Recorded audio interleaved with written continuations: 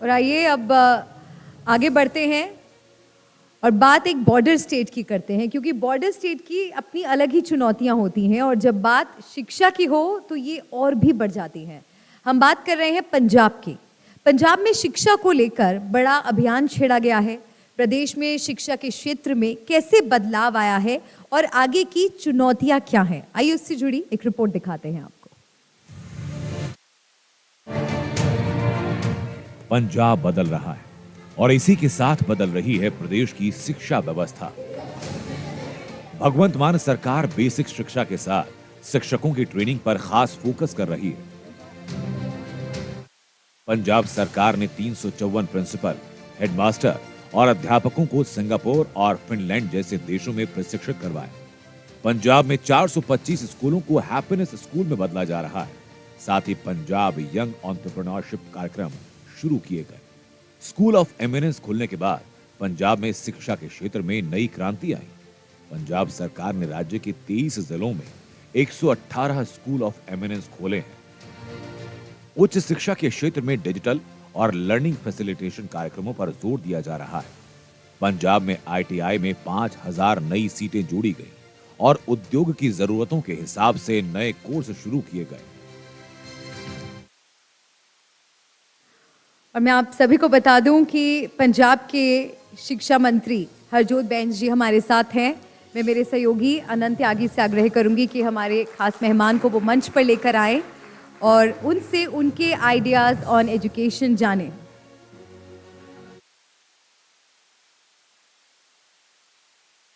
अनंत, बहुत शुक्रिया मालिका आपका।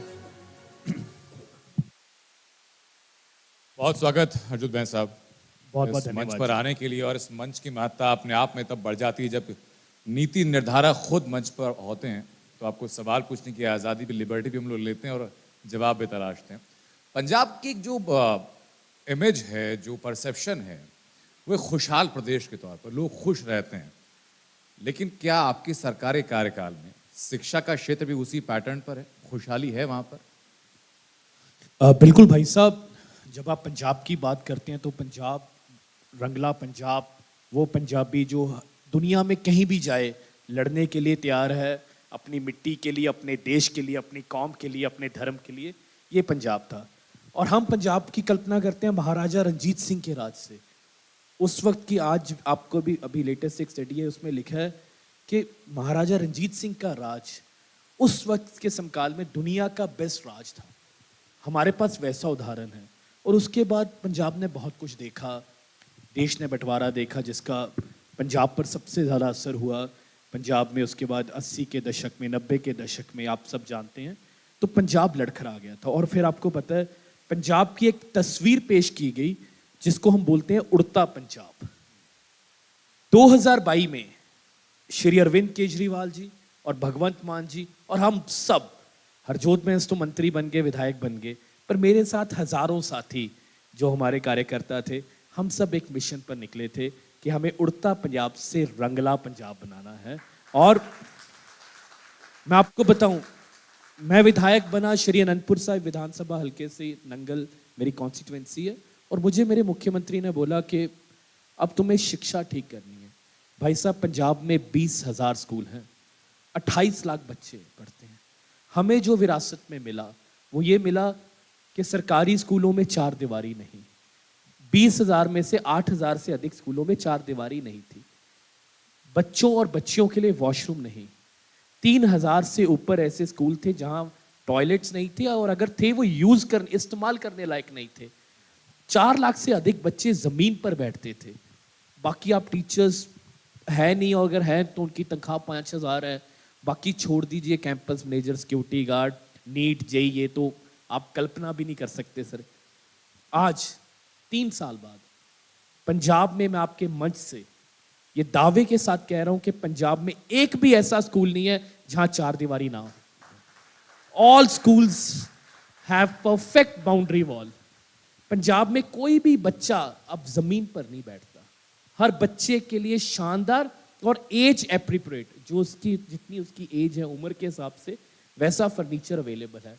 पंजाब के हर एक स्कूल में लड़कों और लड़कियों के लिए साफ सुथरा वॉशरूम है। पंजाब के हर एक स्कूल में पीने लायक पानी है। पंजाब के 90% स्कूल्स वाईफाई से कवर्ड है। इसके साथ साथ हमने स्कूल ऑफ एमिनेंस बनाए हैं। आज आपने देश के कई एजुकेशन मिनिस्टर्स को अपने मंच पर बुलाया है। मेरे से पहले भी आएंगे, मेरे से बाद भी आएंगे। कोई आपको ये आंकड़ा नहीं दे सकता, सिर्फ ये आम आदमी पार्टी की सरकार और पंजाब आपको ये आंकड़ा दे रहा है। अभी नहीं, आंकड़ा सुन लीजिए, अभी जेई के नतीजे आए हैं। आप पूछिए किसी शिक्षा मंत्री से कि आपके सरकारी स्कूलों में कितने बच्चों ने क्लियर किया। हमारे पंजाब में से 260 बच्चे, और लिस्ट चाहिए मैं आपको लिस्ट भी दे दूंगा कि कौन कौन सा वो सरकारी स्कूल था। आप देखिए, शिक्षा का मतलब क्या है कि हमारे बच्चे कामयाब हो सके। जब अभी 2022 से पहले मैंने बहुत आंकड़े चेक किए हैं, पूरे विभाग के पास कोई रिकॉर्ड ही नहीं था कि कितने बच्चे नीट क्लियर करते, जेई। अधिकारी बोलते जी सर ऐसा तो कोई रिकॉर्ड ही नहीं है। मैं कहा हम कर क्या रहे हैं? ठीक है, टीचर्स की मांगे अपनी जगह, सब चीजें अपनी जगह, पर हमारे पास 28 लाख बच्चे पढ़ रहे हैं। आज उसी विभाग में से 260 बच्चे, और उन स्कूलों में से जहां कभी कोई यानी कभी किसी ने क्लियर नहीं किया, वही स्कूल है, वही टीचर्स हैं। बदला क्या है कि अब उनको पता है कि ऐसी सरकार है जिसका एजुकेशन पर फोकस है।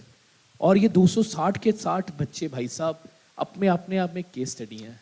इतने हम्बल बैकग्राउंड से। जैसे एक लड़के की मैं आपको कहानी, अर्शदीप सिंह है, बिल्कुल हरियाणा के पास गांव हमारा एरिया पड़ता है समाना, वहाँ के स्कूल का, स्कूल ऑफ एमिनेंस समाना का ये बच्चा, पिता है नहीं, माता इनके प्राइवेट स्कूल में साफ सफाई का काम करते हैं।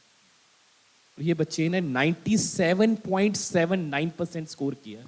मैं बहुत शुभकामना देता हूँ उस बच्चे को, लेकिन मैं यही जानना चाहूँगा, बच्चे ने एग्जाम क्लियर किया अपनी मेहनत से, अपनी योग्यता के बूते, उसमें हरजोत सिंह बैस के डिपार्टमेंट का क्या रोल है? अभी बताते हैं भाई साहब। हाँ। अगर ये पहले योग्यता होती तो सरकारी स्कूलों में जब मैं जाकर देखा, मैं अभी तक कोई भी एजुकेशन मिनिस्टर इतना विजिट नहीं करता होगा। मैं लगभग 1200 से ऊपर स्कूलों में खुद जा चुका हूँ, और all over the Punjab, border के डिस्ट्रिक्ट्स, ग्रामीण क्षेत्र। बच्चों में ना, बच्चे तो पहले भी थे, आपकी बात ठीक है, योग्यता थी, कि उनमें ना एक बहुत लो कॉन्फिडेंस था।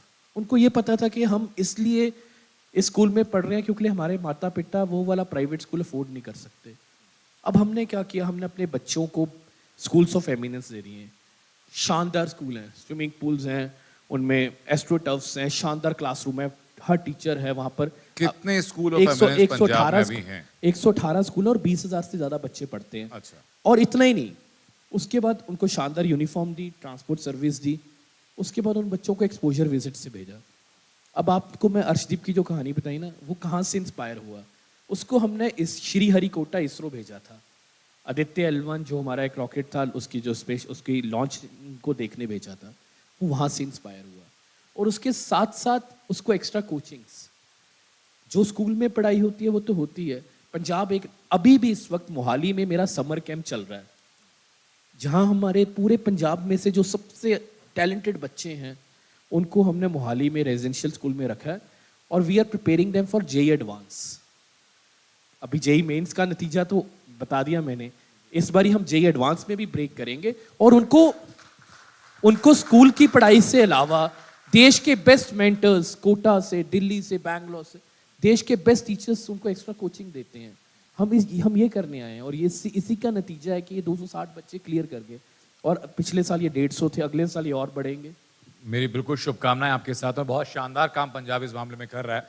लेकिन सर मुझे एक बात बताइए कि आपने बताया कि शिक्षा का मॉडल बहुत शानदार है, बहुत सारे कॉम्पिटिटिव एग्जाम्स के लिए आप उनको, बच्चों को फंड कर रहे हैं, एड दे रहे हैं उनको, उसके बावजूद पंजाब एक ऐसा स्टेट है जहाँ की युवाओं के अंदर एक प्रतिस्पर्धा, कंपटीशन देखा जाता है कि 12वीं के बाद जाना है, कहाँ जाना है, बाहर जाना है, बिजनेस कहाँ करना है, बाहर जाके करना है, नौकरी कहाँ करनी है, बाहर जाके करनी है। पंजाब का जो युवा है, जो पंजाब की ताकत है, वो पंजाब के अंदर क्यों नहीं ठहर रहा है? दोस्त, उसके पीछे जो मुझे लगता है कि जो मैंने कारण देखा, वो ये देखा कि उनके पास कोई उदाहरण नहीं था।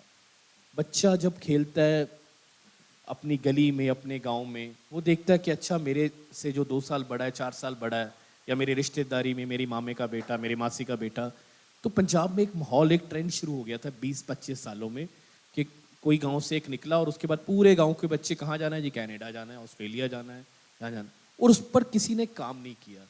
और वो बच्चे अपनी जगह गलत नहीं थे। पंजाब में क्यों रुकेंगे? पंजाब में नौकरी नहीं थी, आप जरी सरकारी नौकरियां निकली नहीं थी। पंजाब में ऐसा माहौल नहीं था कि जहाँ पर वो अपना स्टार्टअप शुरू कर सके। अब पिछले 3 साल का आप डाटा देख लीजिए, हमारे higher education institutes are doing so well. मैं ये तो नहीं कहता कि बिल्कुल रिवर्स हो गया ट्रेंड, पर आज बच्चों को हमने 55,000 सरकारी नौकरियां दी हैं। अब वो जो गांव में बच्चा, जैसे मैं बोल रहा हूँ, जो भी 12वीं क्लास में है, वो देख रहा, अच्छा ये मेरे भैया, इनको तो पंजाब पुलिस में नौकरी मिल गई, हाँ अब मुझे भी मिल सकती है, मैं पढ़ूंगा, मैं कनाडा क्यों जाऊं। अब उसके पास उदाहरण आ गए हैं। हाँ, मेरी मामे की बेटी को टीचर लग गई है, मैं भी टीचर लग सकती हूँ। 55,000 नौकरियां, डॉक्टर्स, तहसीलदार, नायब तहसीलदार, पटवारी, टीचर्स, पुलिस में, अपने हेल्थ स्टाफ में, ये 55,000 नौकरियां, and the figure is going. हर हफ्ते पंजाब के मुख्यमंत्री इकलौते मुख्यमंत्री होंगे देश में जो हर 10 दिन में, मार्क माय वर्ड्स, आप ये रिकॉर्ड निकाल लेना, हर 10 दिन में मिनिमम 500 लोगों को नियुक्ति पत्र नई नौकरियां देते हैं। ये इवेंट पक्का है, और उससे बच्चों हर महीने 500 को नौकरी दी जा रही है। हर 10 दिन में इवेंट होता है जिसमें बच्चों को, जो गवर्नमेंट जॉब्स निकल रही हैं, जब उनको ज्वाइनिंग लेटर है तो मुख्यमंत्री खुद देते हैं और उनको बोलते हैं भी ठीक है, ये नौकरी मिल रही है, आज तुम्हारी जीवन का बड़ा दिन है, अब तुम्हें पंजाब की सेवा करनी है, तुम टीम पंजाब में आगे, तुम्हारे साथ वादा किया था, अब जाओ जहां भी तुम्हें ये अपॉइंटमेंट मिलेगा, जाकर पंजाब की सेवा करो। 3 पॉइंट्स पे मैं आपके व्यू जाना चाहूँगा, क्योंकि जो हम किसी भी बेहतर समाज का निर्माण करते हैं तो और स्पेशली इस कॉम्पिटिटिव टाइम में education, skill development and entrepreneurship, ये 3 पिलर्स हैं जो कि आप बच्चों की पढ़ाने से लेकर के उसको समाज में अपने पैरों पे खड़ा करने तक की जर्नी में आते हैं। पंजाब सरकार क्या काम कर रही है इसके ऊपर? मैंने आपको एजुकेशन पर बताया ये सब। अब सेकंड चीज़ आ जाते हैं, हम एजुकेशन पर मैं थोड़ा कुछ चीज़ें और ऐड कर दें। अब हम स्कूल्स ऑफ हैप्पीनेस पर काम कर रहे हैं। ये प्राइमरी एजुकेशन में जो 5वीं तक हमारे स्कूल होते हैं हर गांव में, हम ऐसे 400 स्कूल बना रहे हैं, लगभग तैयार हैं, जहाँ जो फिनलैंड की एजुकेशन की बात करते हैं कि हैप्पीनेस लर्निंग, बच्चा खेलते खेलते सीखे, वो पर काम कर रहे हैं। पंजाब एकलौती ऐसी स्टेट होगी जहाँ हमारे जितने सीनियर सेकेंडरी स्कूल्स हैं वहाँ कैंपस मैनेजर है। एकलौती ऐसी state. In every senior secondary school, भाव जो स्कूल 12वीं तक है उसमें एक कैंपस मैनेजर है जिसकी जिम्मेदारी सिर्फ स्कूल की मेंटेनेंस करना है। पंजाब के हर उस स्कूल में जहाँ 500 से ज़्यादा बच्चे हैं वहाँ सिक्योरिटी गार्ड है। ये कोई कल्पना नहीं कर सकता था। Now coming up on this skill development, technical education भी मेरे पास है। 2022 में हमने देखा कि लगभग पंजाब में 27-28 हज़ार सीटें होती थी और ITIs में 27-28 हज़ार में से सिर्फ 50-55% भर्ती थी, बाकी सारी सीटें खाली जाती थी। और किसी भी देश को या किसी भी स्टेट को आगे बढ़ना है तो स्किलिंग ही रास्ता है। हमने अपने देखा कि क्या कमी है। कोर्सेज, आप यकीन मानो कि हम ITIs में अभी भी टाइपराइटर के कोर्सेज, यानी टाइपराइटर्स को एग्जिस्ट ही नहीं करता। आज तो है ना, आप AI का ज़माना है, डिजिटल लर्निंग का, हम नए कोर्सेज लेकर आए, रोबोटिक्स, ड्रोन्स, बॉयलर्स, ये सब नए कोर्सेज लेकर आए। कोर्सेज शुरू हो चुके हैं आपकी ITI? उसका नतीजा देखिए। 2023 में हमारी 28,000 के 28,000 सीटें बढ़ी। We reach 100% jump. अगले साल हमने वो सीटें 7,000 बढ़ा दी, 35,000 करी, फिर 98%, और इस साल हम 42,000 करने जा रहे हैं, 42,000, और मैं गारंटी देता हूँ 98% भरेंगी। आप सोचिए कितने बच्चों को रोजगार मिल गया, टिफिन मिल गया। अब वो हमारे मुख्यमंत्री का ये था कि मुझे पंजाब के नौजवानों के हाथ में टिफिन चाहिए, कि वो सुबह अपने घर से जाएं, गांव में पास में काम मिले और टिफिन लेकर जाएं और आए, वो तभी। और इस पर हम लगातार काम कर रहे हैं। Second, third, entrepreneurship. Punjab is the only state, यहाँ पर अभी बात हुई कि हरियाणा अभी सोच रहा है, हम एक चलाते हैं जिसको बोलते हैं बिजनेस ब्लास्टर कैंपेन। पिछले साल का डाटा आपको दे रहा हूँ, 35,000 बच्चों को हमने 2,000 रुपये प्रति बच्चे सीड मनी दी है, प्रति स्टूडेंट। उसमें हम क्या करते हैं, बच्चों को बोलते हैं कि आप जाइए, पहले आप हम उनको बेसिक एजुकेशन देते हैं कि मार्केट क्या है, प्रॉफिट क्या है, लॉस क्या है, डिमांड क्या है, सप्लाई क्या है, कोई बिजनेस मॉडल समझो, और उसके बाद अपना आइडिया लेकर आओ, अपना कंसेप्ट लेकर आओ। They have to be in a team, minimum 2 members, maximum 8 members, और प्रति टीम को प्रति स्टूडेंट वाइज हम 2,000 रुपये सीड मनी देते हैं, विच इज नॉट रिफंडेबल। ठीक है, आपको मिल गया, आप इसको लगाओ, आप कोई ना कोई बिजनेस आइडिया लेकर आओ। वो बच्चा, और ये 11वीं की क्लास में है, इन क्लास 11। आप ये सोचिए, अभी हम पीछे मैं अपनी कॉन्स्टिट्यूंसी में गया तो मुझे एक लड़का मिला, अब वो +2 पास कर गया है, तो मुझे मिलने आया, कभी भी होगा मैं कहीं भी उसको बुला सकता हूँ। उसने एक टी-शर्ट प्रिंटिंग का मॉडल बना और वो 50,000 रुपये महीना कमा रहा है टी शर्ट्स बेचकर। मैंने कहा कहाँ से लेते हो? कहीं दिल्ली से वो सप्लाई लेता है, ऑनलाइन उसने अपनी ऐप बनाई है और you know he is selling T shirts, और अभी वो ग्रेजुएशन कर रहा है, 50,000 रुपये महीने का बिजनेस उसने सेट कर दिया है। ये देखिए, ये entrepreneurship right from the school, this is business blaster. Sir लेकिन जितना खूब सुंदर मॉडल आप बता रहे हैं, आपकी पार्टी के लिए मुश्किल हो जाएगी। वो इसलिए क्योंकि अभी तक तो एजुकेशन मॉडल पर एग्जाम्पल दिया जाता था दिल्ली का, और वो दिल्ली की जगह मॉडल कहीं पंजाब शिफ्ट ना हो जाए आपका। नहीं सर, देखिए मैं आपको आज भी आप पूछ लीजिए, और मैं ये नहीं क्योंकि मैं आम आदमी पार्टी से जुड़ा हूँ इसलिए, आप किसी भी दिल्ली वासी से पूछ लीजिए, दिल्ली में शिक्षा पर शानदार काम हुआ था। जो मनीष सिसोदिया जी ने किया बच्चों के लिए, और मैंने वो स्कूल जाकर देखे हैं, आज भी हम जाकर देख सकते हैं। यानी वहाँ हर शिक्षा मंत्री, क्योंकि मैं तो आम आदमी पार्टी वो कहेंगे बोल रहे हैं, उन्होंने, मनीष सिसोदिया जी ने ये बताया कि एक शिक्षा मंत्री का काम क्या है। इससे पहले शिक्षा विभाग सिर्फ और सिर्फ टीचर वेलफेयर डिपार्टमेंट बनकर रह गए थे। We are not teacher welfare.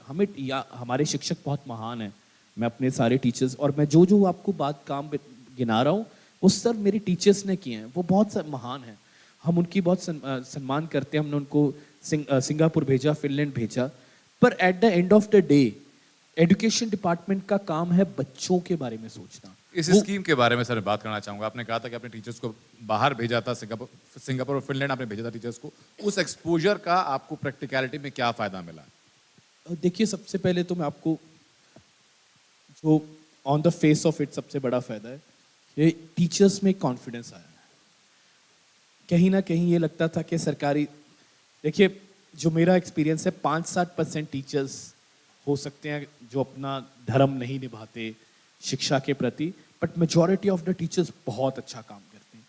पर वो सरकारी स्कूलों के प्रति, क्योंकि वहाँ पर सरकारों ने कुछ किया नहीं, तो सरकारी अध्यापकों के प्रति भी एक छवि बन गई थी कि अच्छा ये तो सिर्फ आते हैं और चाय पीते हैं चले जाते हैं। जब हमने उनको भेजा, उनमें कॉन्फिडेंस आया, को लगा कि सरकार हमारे बारे में सीरियस है। और जब हम, इसका नतीजा ये हुआ कि आज हमारे टीचर्स का जो मोटिवेशन लेवल है वो बहुत ऊपर है।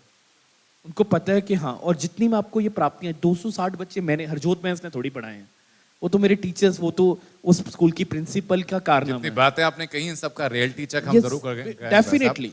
लेकिन मुझे इस बात की खुशी है कि एक संजीदा जागरूक व्यक्ति एक शिक्षा मंत्री के तौर पर पंजाब को मिला है। धन्यवाद। और उम्मीद करते हैं कि जो बातें आपने कही हैं वो जो भविष्य में, आगे भविष्य में चीजें और बेहतर होंगी। बहुत शुक्रिया आपका हमसे जुड़ने के लिए।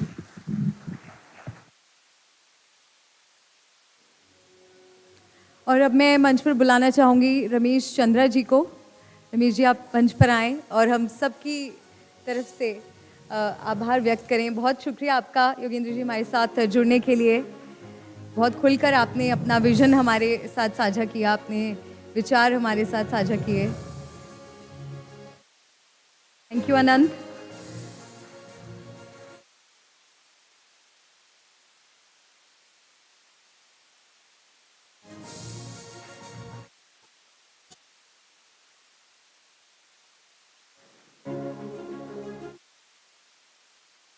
तालियां बजती रहनी चाहिए। Thank you so much for your valuable time sir.